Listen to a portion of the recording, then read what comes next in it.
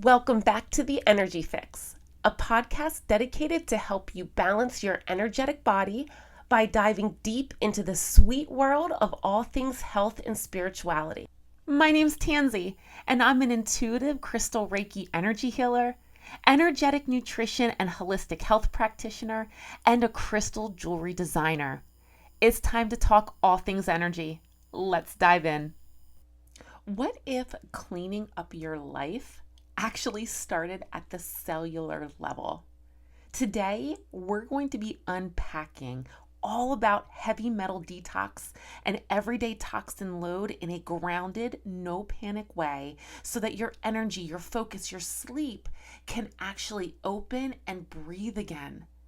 We're going to be talking about how every single day we are exposed to toxins and heavy metals and these things that can actually make us incredibly sick.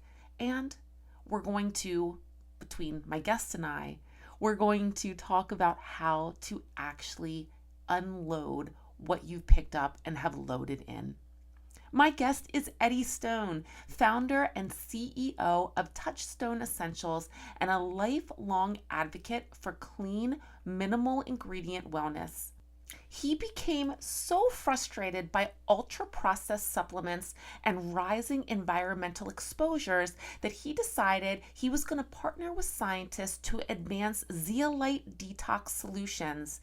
And in 2012, he launched Touchstone Essentials with a commitment to clean sourcing and sustainability.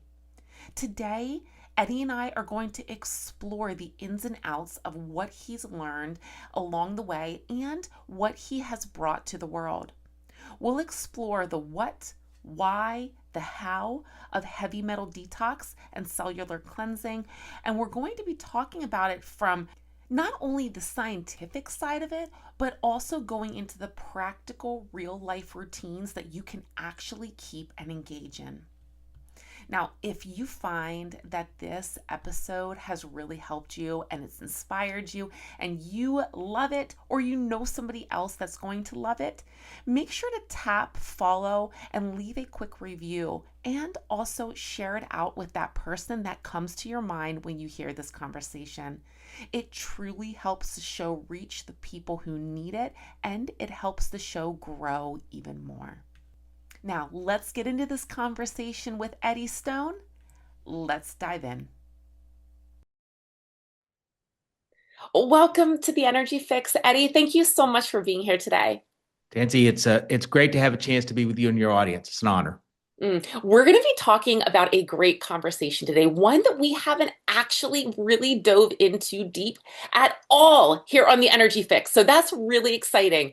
And that is going to be about cellular cleansing. It's going to be about heavy metals and detoxification. So we're going to dive all into that. But listen, if you've been a listener here for a while, my friends, you know that here we always want to connect in and really get to know our guest on a personal level. So Eddie, can you tell us, is there a word or a phrase that is really important to you in this phase or season of your life right now? There is, and I'm about to be 62, so maybe that drives that just a little bit, but it's presence or being present, I guess is the way to phrase it. I'm a big believer that people get caught up in things that are distracting from the moment that they're living in. And instead of those things being a distraction, if you could utilize the past, good or bad, to just inform or educate as you move forward. Just think there's a lot of living to do in this moment. And we tend to carry baggage with us that oftentimes isn't necessary. So I encourage my kids and frankly, anybody around me is just, hey, let's be present and see things for what they are now. Hmm. And that's beautiful because that can translate into many aspects of our life, not just lifestyle, but and happiness, but also mental, emotional health, physical health. It really spans across the board. So as we're living in a world that is so full of toxins and chaos and things to distract us at Yeah. every moment, Eddie, what are you doing to really stay present? Like, what is your go-to to be there? For me, because I think it's so easy, just as you said, the world we live in, right? It just seems like there's so much coming at us. I almost don't envy the generations behind me because I think when I came up, it was a little simpler, didn't quite have as much coming at us and so demanding in the moment. And so I try to start my day with a lot of quiet time. I get up between 5 and 5:30 every day. I don't go to my phone. I don't really try to turn anything on unless it's maybe to listen to an audio, but I stretch or sit or just try to have 60 minutes if I can afford it to just try to think through where I'm at right now as much as possible, think about the day ahead and not so much my to-do list. It's just my approach to it. At this point in life, I think I can impact the world a little more by trying to work from my experience and example and spend as much time as possible educating people. That's why opportunities like this are important to me. And so that's really the way I try to start the day as thoughtfully as possible instead of just being reactionary, which I understand oftentimes people have no choice but to live in a reactionary mode, but I don't want to be there any more than I have to. Mm. And I think that that can change so much from the beginning to the current time of our lives.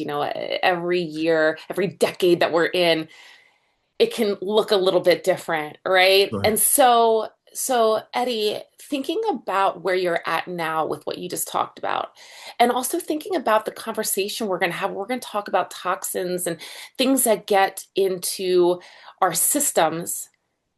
Can you tell us how you got so passionate about essentially detoxifying your life in many ways? How did you get here? What brought you into the work that you're doing? Yeah, well, it's a story that begins a long time ago. I sort of had an accidental introduction to the supplement industry, and it's just sort of one of those things that was kind of the right place at the right time. I had gotten an insurance exam for work, and when they base policies or things that work is providing for you, and my rating was terrible. I was kind of categorized like I had been a heavy smoker in my mid 20s, and I didn't smoke. It's just I had not paid attention, or you might just say I'd let myself go after school in terms of fitness or activity, working more than thinking, which I think can happen to us all. And if you kind of looked at what I was eating, fast food or whatever it is, I just wasn't paying attention to those things that really matter beyond just the moment, right? I think too often when people grab food, it's just for this immediate satisfaction, sort of thinking about an investment in their health. And I know that's probably a mature level of thinking. So when you're younger, at least for me, that's not where I was. But as that's also happening, my mom, Judy, I'll fast forward a little bit. She's alive and well today. She was going through a very difficult health situation. For many months, she'd been losing weight, struggled almost every flu, cough, cold, anything coming by her. And after visiting numerous doctors in our area, there's sort of no solutions that were showing up. They said, oh, well, it's not a virus. I mean, they did every test I think they knew how to do. We went to university hospitals. So we're kind of a couple of years into a situation where she's really kind of wasting away in front of us. And so ultimately, we were referred to a doctor out of state and not a great referral. The person said, I don't know if this guy's a quack or not, but you seem desperate. And so we were, and we did engage with the doctor. Ultimately, he was focused on toxicity. I didn't really know much about that, and certainly my mom didn't either. But when he got there, he started her on a really heavy dose of IV chelation, probably a little too aggressive. If I knew what I knew today, I'd have been a little concerned about the volume of it because it does have some dangerous qualities. But her health within a couple of weeks got a lot better.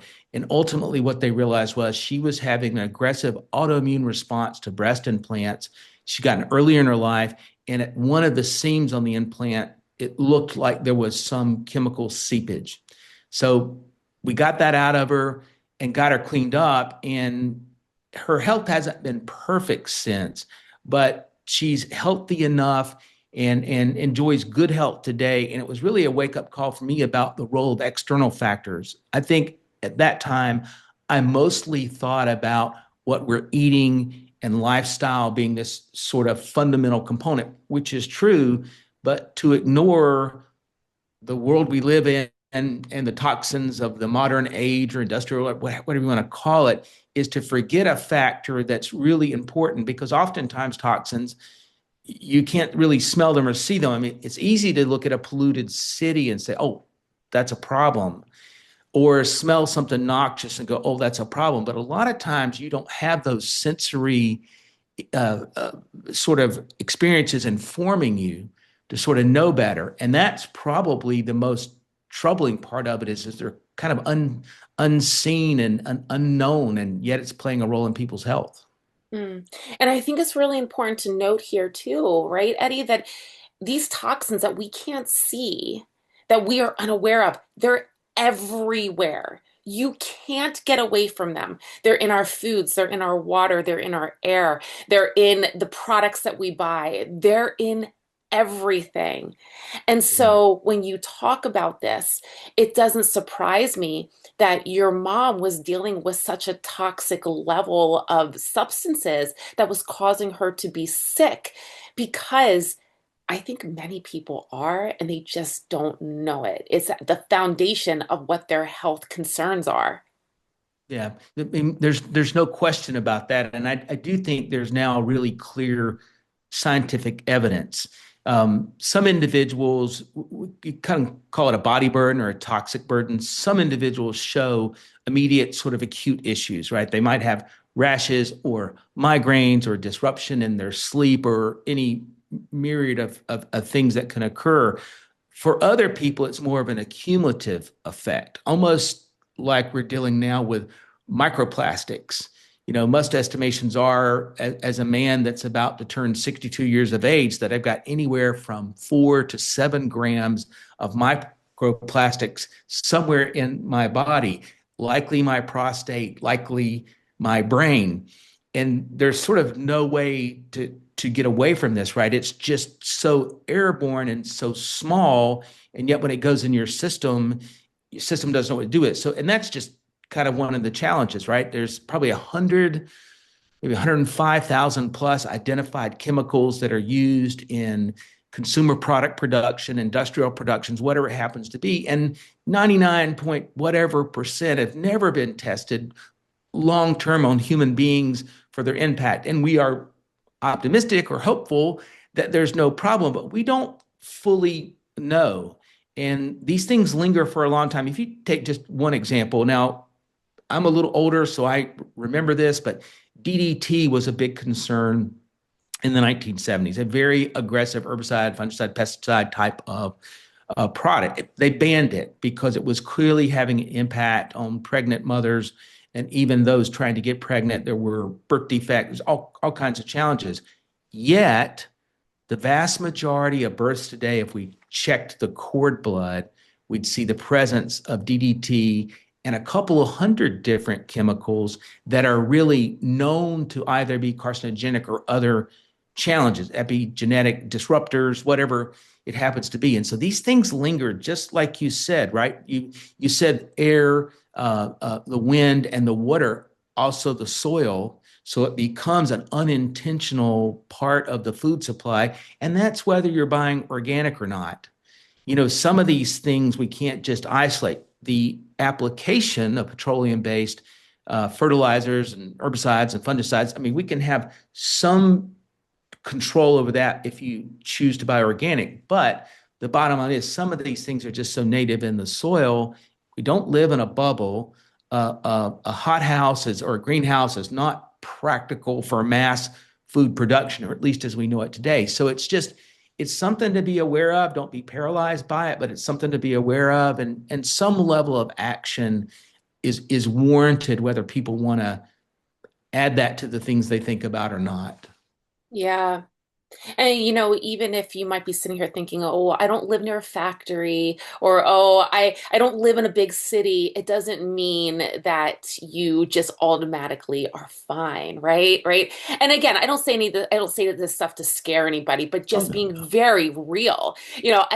I went to the dentist the other day and I got into a conversation with my dentist and we were talking about floss and my teeth are so tight, Eddie. I I hurt my fingers when I floss my teeth. And so I have to use something like a glide, even though I don't like to use some of those. I have to because nothing else works. But I will tell you, they've changed their formula. And now it is like every time that I go in there, I'm like, I can't, how many microplastics am I swallowing? For Like sure. what is actually going into my system when I use this? I'm still on the lookout for something else. I'll tell you that. But regardless, like you don't necessarily know when it's coming in. So let's talk about this. You talked about all of these different ways. Let's talk about how it builds up in the body. What happens when they come in, and how do they actually build up to a level of being a toxicity factor? Well, first, let's just recognize the human bodies, there's a lot of sort of genius obviously involved in the human body and its function, right? I mean, it's just really brilliant by design. And so either through your sweat glands or your kidney, your liver, you've got all kinds of systems to help manage toxins. Your digestive system, for example, is designed for if a person ate something that was poisonous or something of that nature, there's sort of a closed loop there to sort of keep that from migrating through the soft tissue into the bloodstream, the places. However, it's not infallible. And given the volume of what we're exposed to today, the human body has not fully evolved to the point of dealing with everything that's thrown at it. I mean, you've got new sort of chemicals coming out, regularly, right? If not on a daily basis, often and many. And so how we deal with it, number one, cannot just be because our kidney, our liver, and those things are healthy, or even our immune system, right? The more healthy you are, the more likely those systems are to support how your body detoxifies, but so can your lifestyle. And I'll just give you a small one.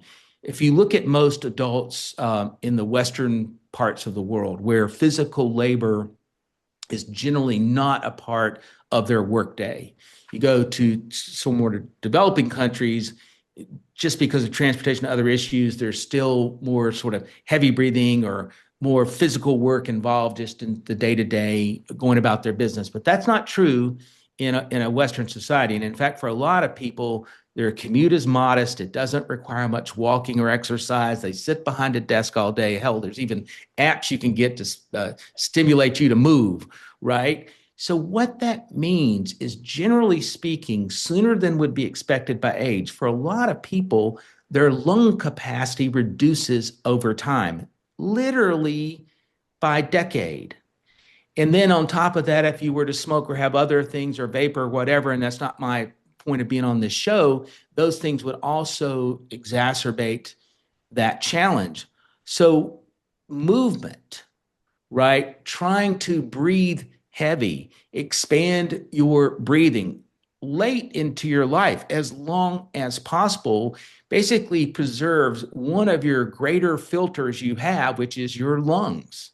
One of the ways to exhale and dispense of things you don't want in your body. I tell people all the time when we're having some discussions, if you think about your lungs, number one, they're remarkable and should be respected at all points. But if you live in a home with central heating and air, then you're accustomed to a filter that sits on the front side of your HVAC system, meaning it pulls in air from the home you live in so that air is filtered before it goes into the air conditioning system or the heating system. Most people don't kind of think about that. And if you don't change it, let's say for 90 days or 6 months or whatever, it's pretty filthy, right? You hardly want to touch it. What you're probably not connecting the dots on are you're breathing that very same air quality because that's taking air from the room you live in. And unfortunately, you can't change out your lungs, right? You don't just get to take them out, rinse them off, and put them back in. And so indoor air, now we all know there's pollution outside as well, but indoor air tends to be the worst. Houses today don't breathe as much as they once did. Most home building products are treated with non-stick materials like carpet or a treatment for flame retardant type situations, which, listen, I don't want the house to burn either.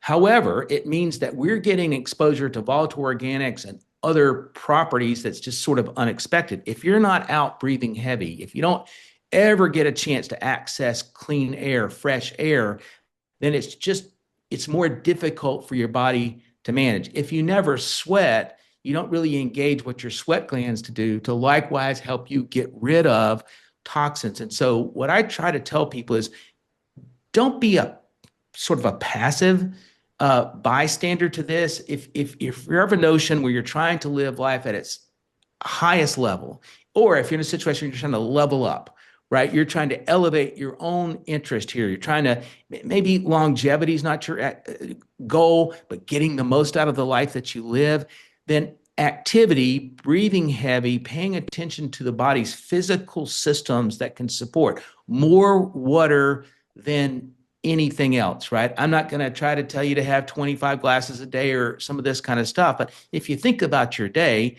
just try to have more water than you have soda, more water than you have tea, more water than you have coffee. They all support these brilliant systems. And when you eat, people don't want to hear much about this, but eating green, deep green leafy vegetables, cruciferous vegetables, a little less ultra processed food supports the system. So to your question, how do we help to manage this stuff or deal with it? It's in part the role we try to play in doing the best we can on a day-to-day basis, instead of just accepting I live in this modern box, so to speak, which just makes it worse. Plus, I don't like things like that because I'm a big believer that once you identify a series of excuses and just buy in that that's it, then you lose hope. And I can't imagine life without hope. And so there's some of it's like a philosophy of how you approach things. Yeah. And Eddie, as you were talking, one thing I was just thinking is how this really is just that extra little asterisk onto breath work and why breath work is so powerful. Not only does it calm the nervous system and train the vagus nerve, but it also helps to detoxify the body. Yeah. Yeah, that's just an excellent identification. I mean, I believe in that fully, and a way to sort of elevate even this general discussion about more movement, right? Breath work, preserve that lung capacity long into age. I mean, you've got individuals that have focused on that the majority of their life. They get into their 70s and 80s, they've got lung capacities of a 30-year-old, right? That's just brilliant, and that's just paying attention. Yeah. Yeah, and I also find it really interesting too that when I am working with clients of mine and they say, "Well, how do I detoxify the body? What do I do? How do I detoxify the liver? How do I take care of these toxins that I know that I'm picking up?" The reality is yes, we need to open up the pathways. Yes, we need to make sure that that's flowing. But sometimes it's the foundational basic things that get Yeah. overlooked like Yeah. moving your body and breathing, right? Yeah, yeah, that's right. And people don't realize even just a simple glass of clean water in terms of both your kidney and your liver, it's just helping. It's just helping because you're taking the pressure off of how those things process out other chemicals found. If you have a Diet Coke, not trying to pick on that or something of that nature, just think about how your body's got to separate the color, the ingredients, the artificial flavoring, whatever you want to describe it as, out of that to give yourself some water to utilize by the operation of your body. I don't listen to the Joe Rogan podcast very often, but I did catch a clip not too many months ago where somebody was kind of giving him a hard time. So he was describing how he tries to get some uh, kale salad or some kind of deep green vegetable each day. And the guy said, "What are you trying to do that for?" He says, "Well, just trying to give my body a fighting chance." So breathing exercises, breath work, water, some deep green leafy vegetables, it's just giving us a fighting chance in a modern world. Mm. I love that. Just giving it a fighting chance. Yeah. Absolutely. Yeah. Well, and so that's also part of the whole concept of cellular cleansing too, really. So let's talk about what cellular cleansing is, because I feel like that is just that next step when we're talking about toxins. What is cellular cleansing and why is it so important? Yeah, and I'll give you kind of a description, then I'll give you kind of the way we approach it as an organization. So one thing is to recognize when we talk about heavy metals, volatile organics, a lot of environmental pollutants. Let's take cadmium, lead, mercury, arsenic. You're talking about particulates that are so small and so light they can float, right? And if you ever have seen sort of the end of the day sunlight sort of cascading through a window and you can kind of see particles, right? Well, that's just all the time. It's not just then. And that's not just dust, right? Dust in and of itself, if it's dirt based, is probably a little innocuous. But when we talk about it from a particle standpoint with things like cadmium or lead or mercury, we're now talking about something far more difficult for the body to manage because basically your body as it's evolved today just does not designed to break those things down in any of our systems. It's best that they just pass through as much as possible. And some people's lymphatic systems, lungs, other things work well enough.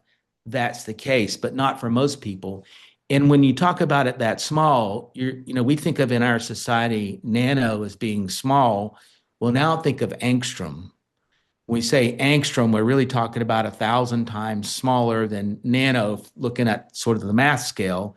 And so these are so small, they can stay and sort of park and set up camp inside your cells, your 100 trillion cells in your body. And the way the cells operate, there's something called an aquaprina that's essentially a fluids channel or a chemical channel for things to travel in and out of a cell.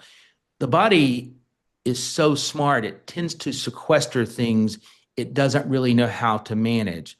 For example, when we talk about obesogens is just really a class of chemicals with properties that make it difficult to lose weight or maybe even lead to weight gain. It can be because they are hormonally disruptive. So they disrupt the hormones. They might have a disruptive impact on your thyroid, whatever that happens to look like. But they also then just can sequester inside of a fat cell, and the body's resistant to break that down because it doesn't know what to do with that chemical. So there's a survival instinct, even at a very basic kernel level in the body. The same thing happens at the cell. And so you've got to try to approach that in other ways.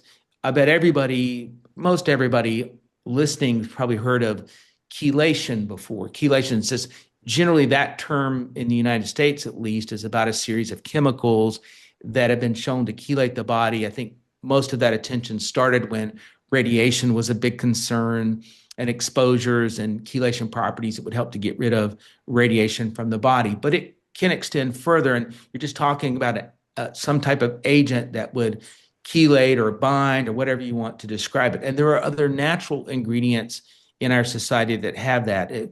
Some of your listeners probably have heard of bentonite clay. There actually have been clay eating societies over the course of history. Clay can be effective. It's not very discerning and can be difficult from a usability standpoint. We work with a zeolite. It's a naturally mined property here in the United States. It's a natural mineral with a crystalline structure. It actually evolves when playa lake or salt water meets with lava or lava ash, and these things naturally evolve. And we know a lot about zeolites. They've been around for a long time. There's different categories and different classes.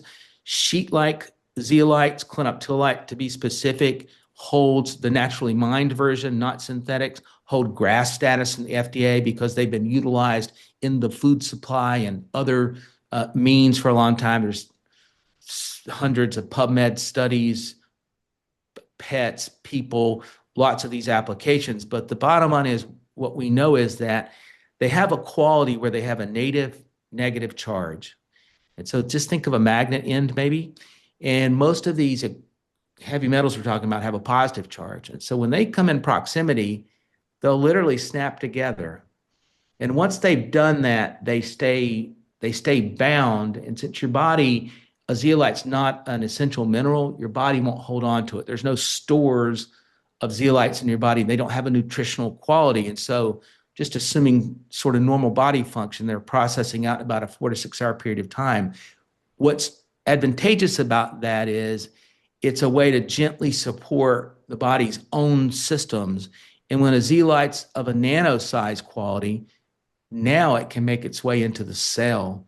It becomes a very useful tool to support how the body manages things like cadmium, lead, and mercury that are small enough to sit inside those cells. And any time people want to think, well, are we talking zero sum? I can eliminate this. I wished I could say that. But really, because exposure is ongoing, it's difficult to get to zero. But what you can do is manage what's there, right? Lower the temperature level, so to speak, of how this is in your body. In the same way that some of these other things you and I talked about, breathing, breath work, what you eat, lifestyle, likewise just help to manage this, because I don't think we have something in front of us where we can say, okay, I'm going to eliminate that, because you're not going to live in the bubble. Was a funny after school movie years ago called The Boy in the Bubble. I think it was the 70s with John Travolta. You might remember it, right? And he didn't want to live in the bubble either, right? The bubble is not practical, right? But he had a compromised immune system or whatever it is. And we hear about these things on occasion. We don't have that ability. And the good news is the majority of us have bodies that are strong enough to sort of muscle up on these things, but our ability to help them impacts longevity, lifestyle, that lower temperature of toxins and metals in your body, right? Your immune system is likely to function better. That's not just impacting your immune system, but your mood. The majority of your serotonin is being produced in your gut, really in the same systems that are helping to keep a healthy immune system, your central nervous system. So all of these things are aided, your hormonal functions, your thyroid function, all these things are aided with a more healthy system with less of these toxic burdens to deal with. Mm. And I would love to go into that deeper in just a moment. But I have to ask first, these clays, these binders, these things that are helping to draw, to magnetically clip together and pull these toxins out, but then to also give revitalization to the cells. Are there other things that we can do that can help to have our cells heal and thrive specifically? Like I don't know if it's necessarily food sources, but other things or supplements that we can use that can help to bring about cellular cleansing. From a natural standpoint, this becomes somewhat limiting, or at least what I know of. I've been around sort of the detox space now for several decades. And for the most part, I mean, you could talk about various types of enemas, right? But that isn't really what we're talking about here. That's more to do with digestive and bowel cleanse and other dynamics, which can be important based on certain issues, but that's not really going to the crux of this. The clays have been around a long time. They can have some effect, but in terms of a naturally derived product, zeolites really, I don't know of anything that meets that measure. Now, there are drug therapies, and there's a lot of different drug therapies. That's not my specialty.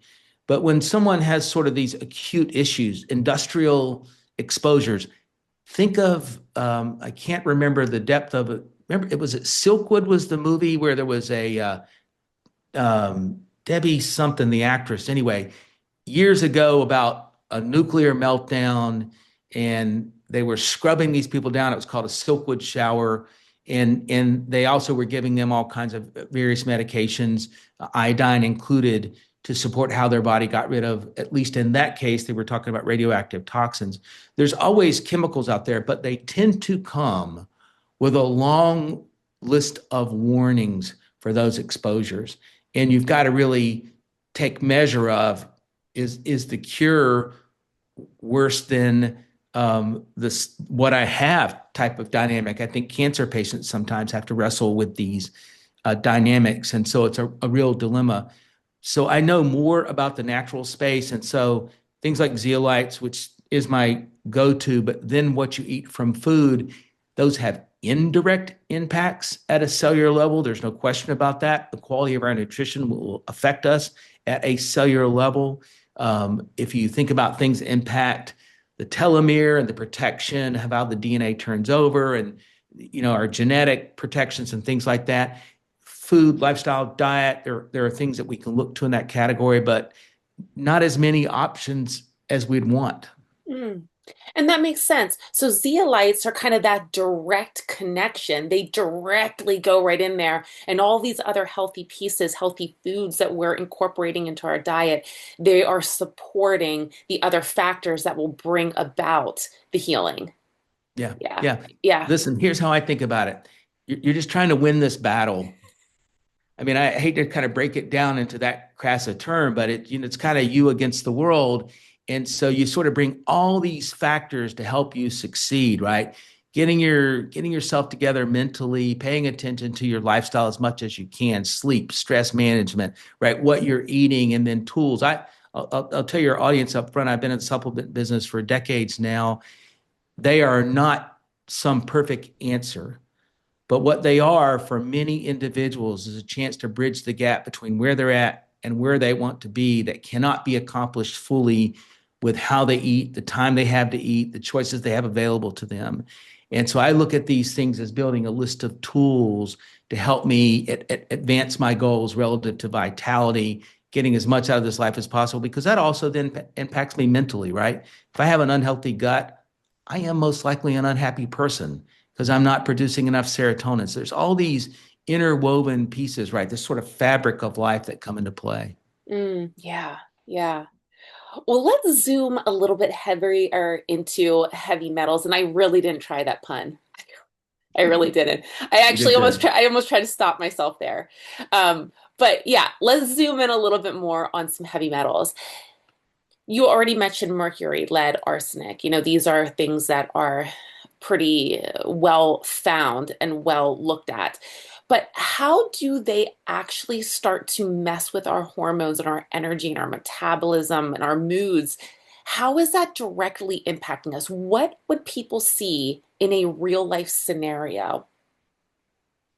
Yeah, and I'll give them, if they want to develop a mental picture, when they were in high school in a science lab and somebody made a model of how things connect, right? Little long lines with little circles and or balls on one connect to the other, right? Just think of all these connection points that are important as the chemistry of your body operates.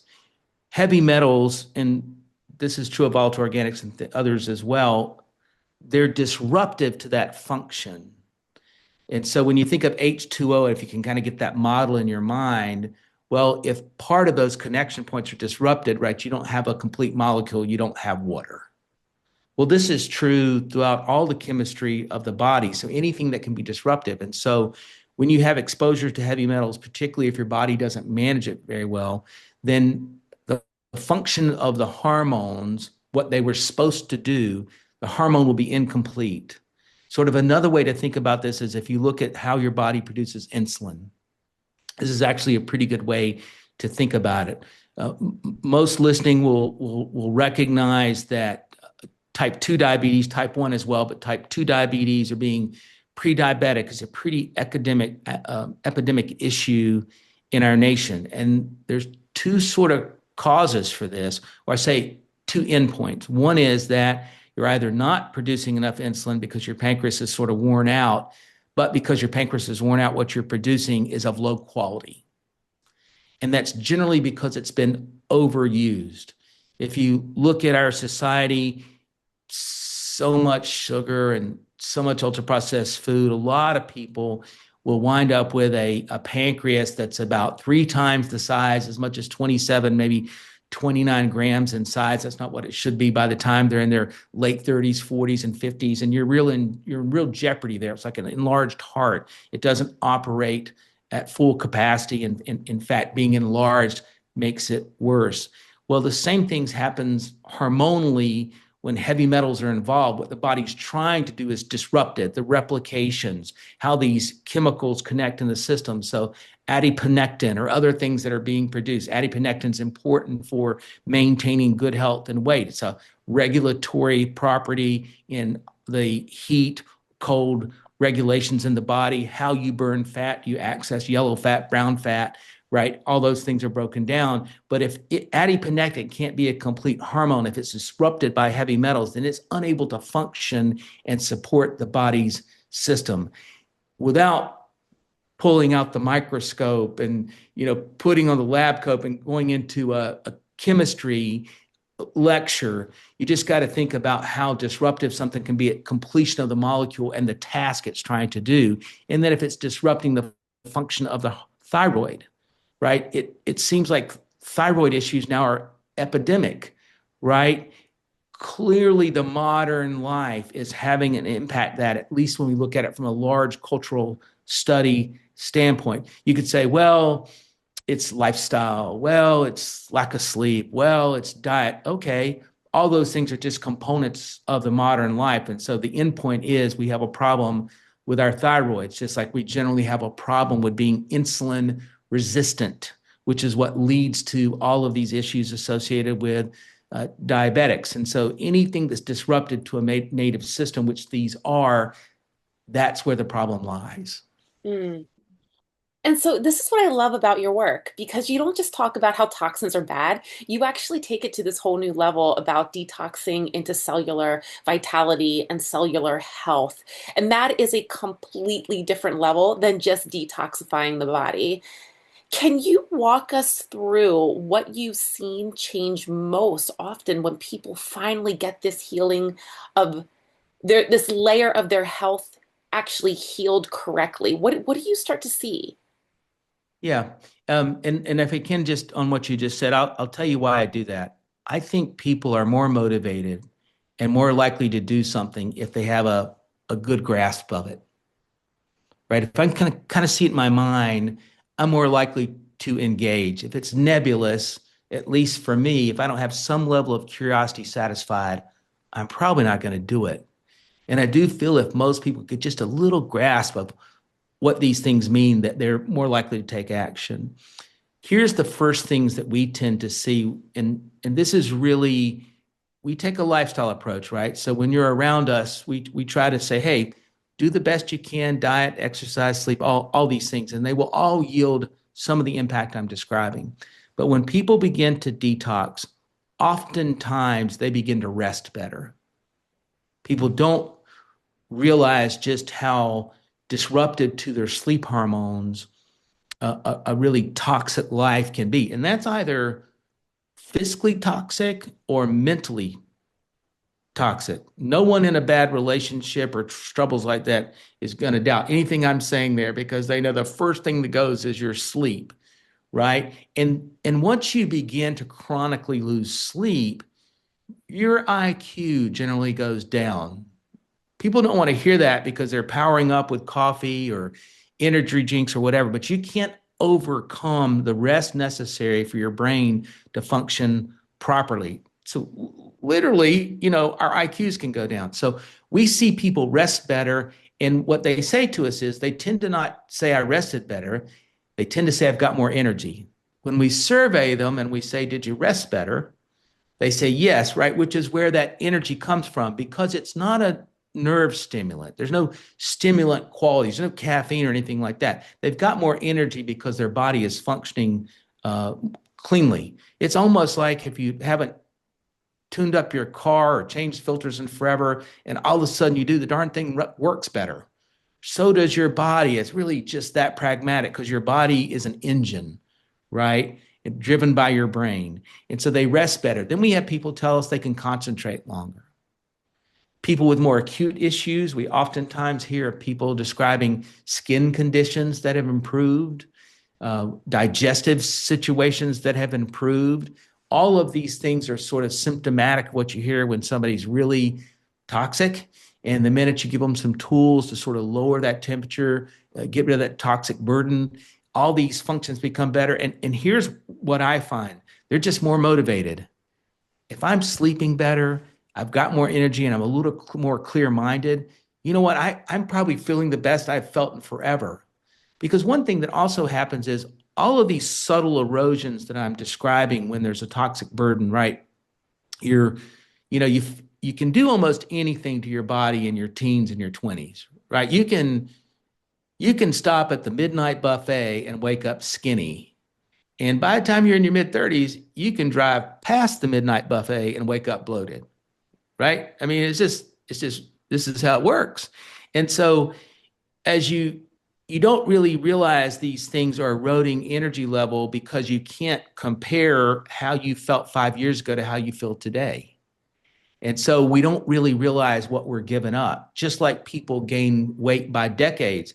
Well, it's only a pound and a half to 2 pounds a year, but it's 20 pounds at the end of 10 years.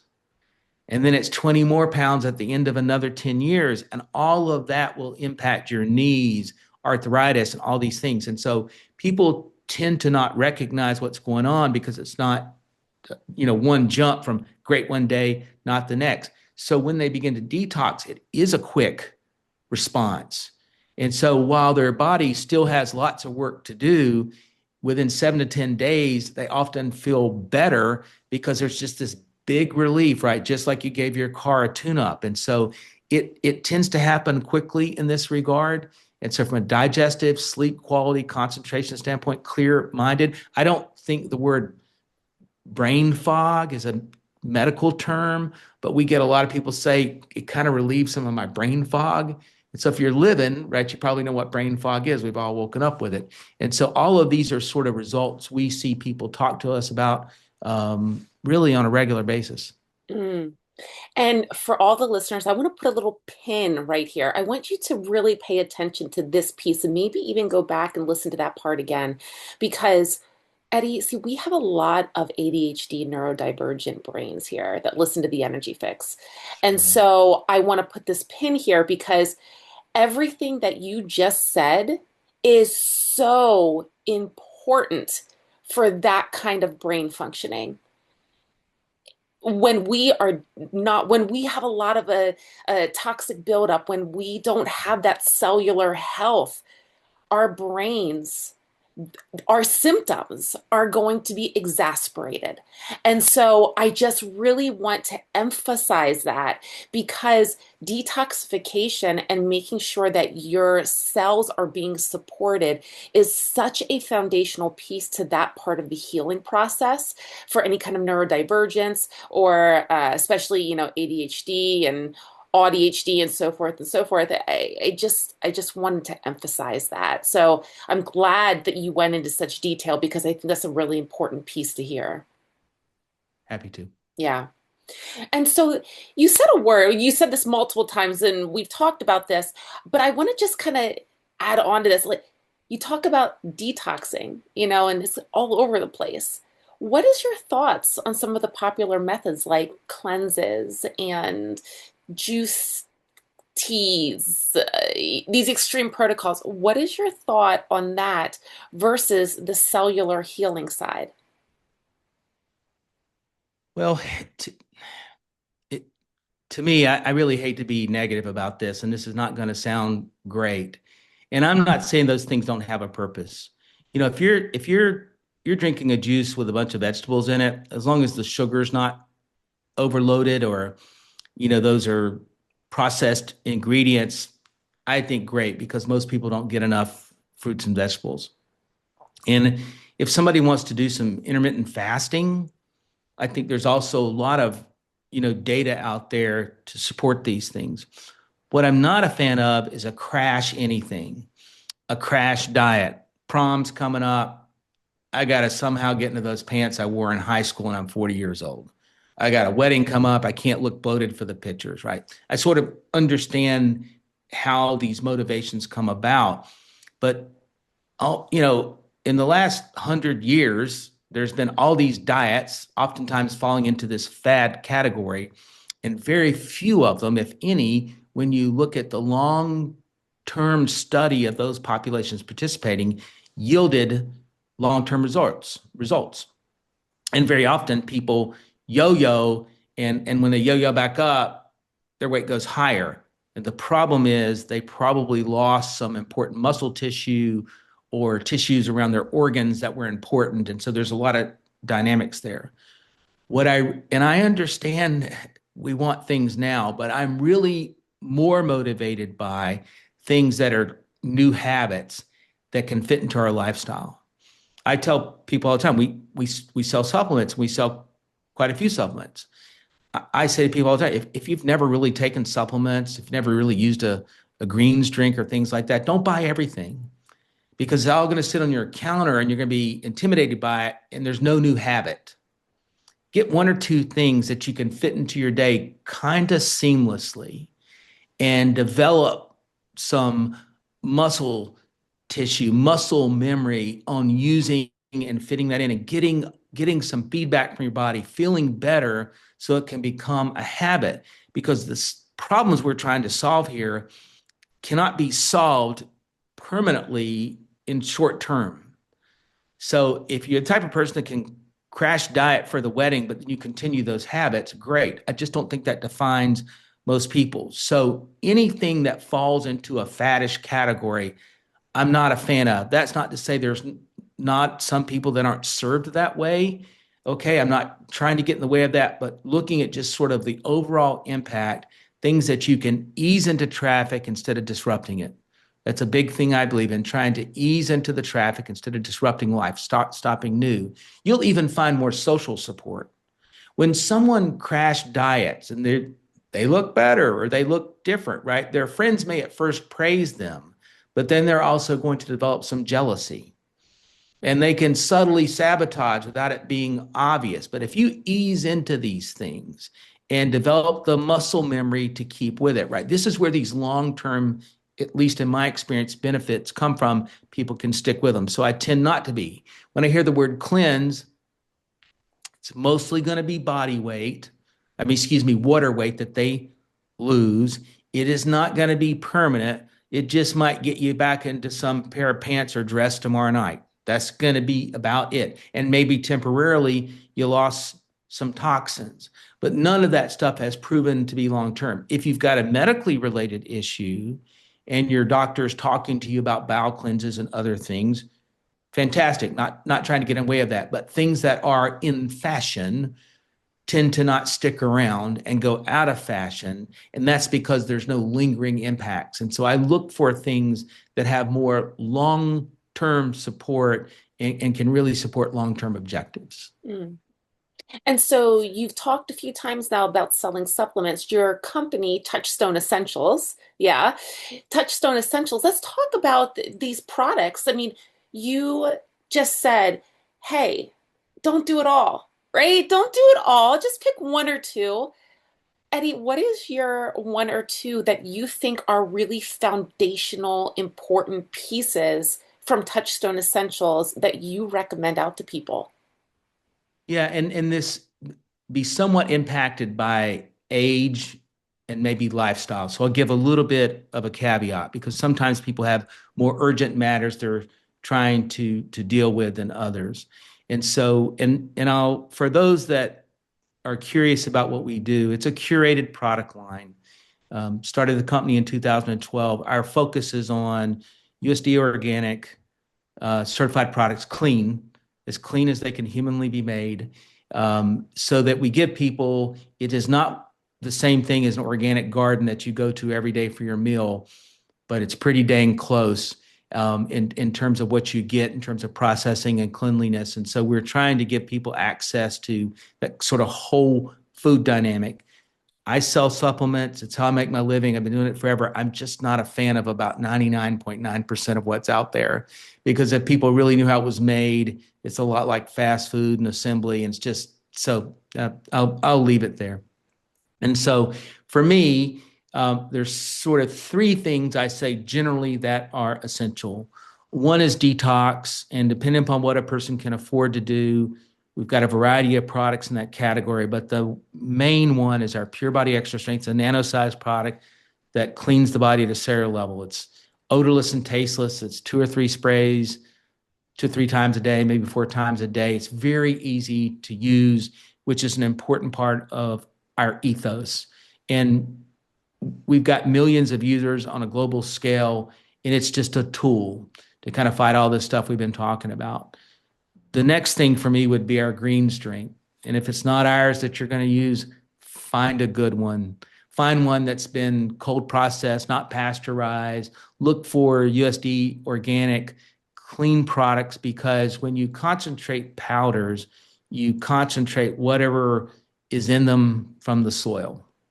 And so you just need to make sure you're paying attention. Same thing like with baby food, right? You concentrate a problem.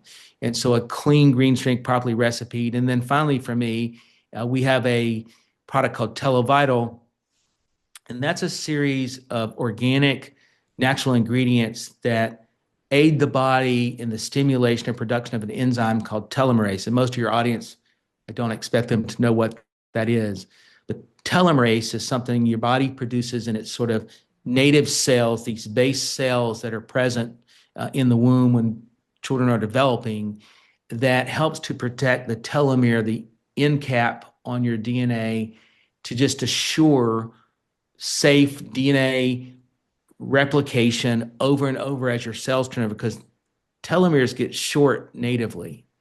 And so without doing something about this, in fact, the biggest governor of your age is the length of your telomere, because once that telomere's length drops below 5,000 units, senescence sets in, which is kind of a programmed cell death for the death of that cell and the ones around it. And so you can't go forward. I mean, this is lifestyle can kill you, but what keeps you from living your maximum life is the length of your telomere. And the only thing,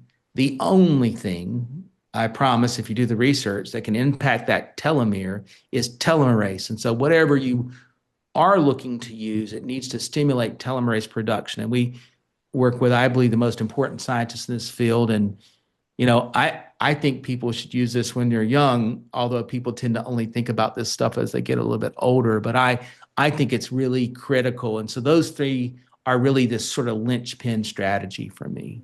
Mm. And do you feel, or have you seen that this cellular cleansing helps to lengthen those telomeres for people? The cellular cleansing won't. That's just detoxifying. And what that will do is prevent as much damage from heavy metals and environmental pollutants. But the Televital product, which stimulates telomerase, that's what impacts that health of the telomere. So I probably confused that with my descriptions. And so one is to help prevent some of the damage. So that's what you really have when you think about detox. Good nutrition supports how your body functions, but that Televital promotes that production of telomerase. And that's really critical as we look at DNA health, epigenetic health, mitochondria health, all these sort of chemistry factors that really sort of the root function of the body. Yeah, interesting. So, okay, so let's look ahead. What do you see as the future of cellular detox healing? Do you think that we're moving into more of a personalized detox? What do you see with how things are shifting for us, and how maybe it might get better or maybe worse? I don't know. I'm just curious your thoughts. Can both of those things be true? Better Sure, and worse, I right? think so. Yeah, because I think both are possible. And I think on the one hand, at least what you see, not to talk about politics, but if you sort of see the politics in today's world, there tends to be less of a focus on dealing with environmental pollutants. And so I don't think it's a good idea, but everybody else can think about it. When I think about it, I look at crop production and the amount of land that we're using to produce organic fruits and vegetables, because that impact isn't just on the fruit or the vegetable and how that's grown and say the quality or the nutritional density of that fruit or vegetable, but it also impacts those communities where the fruits and vegetables are grown. The farmers, their children, that community, the workers, the water supply, the air supply. It's just hard to convince me that billions and billions of metric tons of petro-produced fertilizers, fungicides, pesticides are great. They have a function, no question. I'm not ignorant to these kinds of things because of crop production and the importance to feed billions of people. But in this case, more is not better.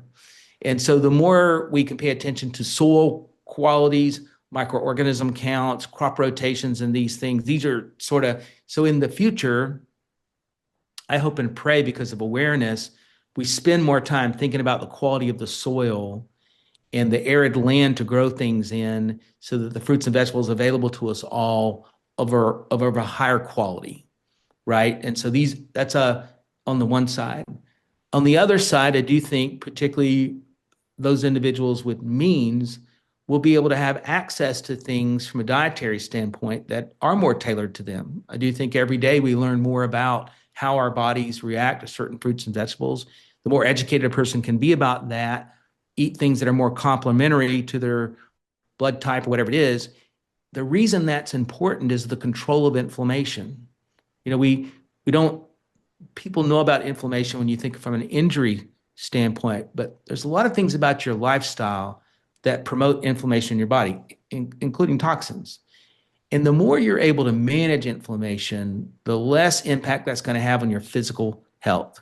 Lower inflammation, risk of cardiovascular disease, even things I talked about, like your production of insulin and stuff gets better if there's lower inflammation. Even people on your podcast that are dealing with spectrum-based issues, we know that high inflammation counts can make those things worse symptomatically. And so on the one hand, I want us to pay more attention to soil quality, so the general fruits and vegetables grown are better. And so, but I have concern about that. On the other hand, I do believe we'll learn more about how to eat specifically for individuals. Will that be accessible to everybody? I sure hope so, but I do think that technology is out there. I just say I'm more optimistic than not. I don't mean to be Debbie Downer. No, I love that. And I think when you talk about the soil integrity where we're at right now and the foods that come out of that soil, regardless if it's organic or not, it's about the mineral composition, right? And like where it's actually at quality wise. And I think Yeah. that's important to mention. And to also then say that sometimes supplementation is critical Oh yeah. because we're not getting everything that we actually need from the foods that we think we're getting it from. Yeah. Absolutely. Yeah, yeah. This is a great conversation. Yeah, Yeah, this is good. I love talking about this topic in particular because even though detoxification, toxins are buzzwords, I like how you talked about it's not just about detoxing, it's about actually supporting the body and supporting the cells for true vitality and true long-term health. And so before we go into talking about all the fun details of how to get into your world, I want to do a little bit of some rapid fire questions just to get to know you a little bit deeper, to get to know you on a real human level outside of your supplement company and your power brain about detoxing and toxins. So, are you in? You want to do a I'm few? in. All right. Yeah, Okay. I'm All right. ready. All right. All right. So remember, these are just whatever comes to the top of your brain. You don't have to sit and think long, just whatever comes in right away. All right? Okay, you got it. Okay. I'm in. All right. All right. Here we go. All right. Number one. What is one food or ritual that you swear by to keep your energy clear? Intermittent fasting. I Oh. don't generally eat. I try not to eat any later than 8 or 9. Sometimes lifestyle work impacts that, but I really won't eat until about 11:30 or 12 or 12:30 the next day. And I try very hard to have an easily digested meal. So that can be a soaked overnight rolled oats with nuts and berries that would digest easily, or it could be a yogurt, a non-fat Greek yogurt with no sugars and some fermented fruits. But I really try to make sure that first meal after intermittent fasting will digest easily for the very reason you've described, which is to protect my energy. I love that. All right. Number two. If you could put one detox myth on a billboard and smash it forever, what would it be? One detox myth. Wraps. People that think these wraps are having some long-term impact, they're just getting rid of some water weight, and there's just nothing clinical out there to support anything other than that. And people spend a lot of money on it. Yeah. I never would have even, I forget about that. I forget about those all the time. I never even think about those. I Yeah. hear about them all the time and what people pay, and I'm like, oh my gosh, really? All right. And then finally, number three, what's the most surprising place that toxins hide that people never even think about? This is gender specific, but for men, the impact on the prostate. Like, for example, if you were to pump gas and it spills on your hand, within about 30 minutes, most men, when they go to the restroom, it would be in their urine. And it's mostly the benzene. And it can impact both the sensitivity and other dynamics around the prostate. And I'm sure there's a correlation with women as well. I just don't know that dynamic as well. But people don't realize how sensitive our urinary tracts are. Women can think about that relative to yeast infections and other things, and it's a whole nother discussion there and impact on overall health. But yeah. Oh, that's fascinating. Yeah. I mean, I would have never thought about that just from a health perspective, but it makes complete sense. Hmm. Interesting. Huh. All right. Eddie, where can people find you? Where are you hanging out? And how can people get more of Touchstone Essentials? Well, and I'm happy to share that. And thank you for the format. And for those that have stuck around with us here just a little over an hour, I appreciate that. I realize you got lots of things to do with your life and time. And so giving us a few minutes is great. So we're at thegoodinside.com, but I'll tell everybody, don't just go to the website. You're going to post in the show note a link that will give people access if they're first time to us for, we call it evergreen offer, but they can get as much as $50 off an initial purchase of one of our packages. And, we like to honor people, and if you take the time to listen to us, do something for them. And so that'll be in the show notes. And, hopefully you'll go there. And if you just want to go because you're curious, though, thegoodinside.com, I think you'll enjoy what you see. There's a lot of great information on our shop pages, but go over there and look at our community notes and learn more about us. We're B Corp certified, and we're trying to do best we can to be exemplary citizens and be a part of the good fight. And so we have long-term intentions of being a part of making people healthier. Mm, that is so generous. Thank you so much, Eddie. I really appreciate that. Thank you. And as always, all of those links will be down in the show notes. So make sure you jump on down there and click on those links so that you can get into Eddie's world, but also save some money on some great products for Yeah. sure. Yeah. Yeah. Eddie, do you have any last words that you would like to lay on the hearts of the listeners for today? Yeah. It's an interesting world we live in, and there's just a lot coming at us all the time. Make time for yourself. Gosh, I mean, just be a little selfish with yourself and give yourself a break, give yourself some grace, right? If you've listened to this and you're kind of beating yourself up a little bit, stop, right? Tomorrow can be a brand new day. And I really want people to prioritize themselves a little bit. And that's just easy not to or excuse away. But you're, as an individual, you're important. And who you are and what you are, just it's part of who we are as a nation. Thank you so much. Thank you for being here and sharing your passion. And thank you so much for the impact that you're bringing to this world. Thank you.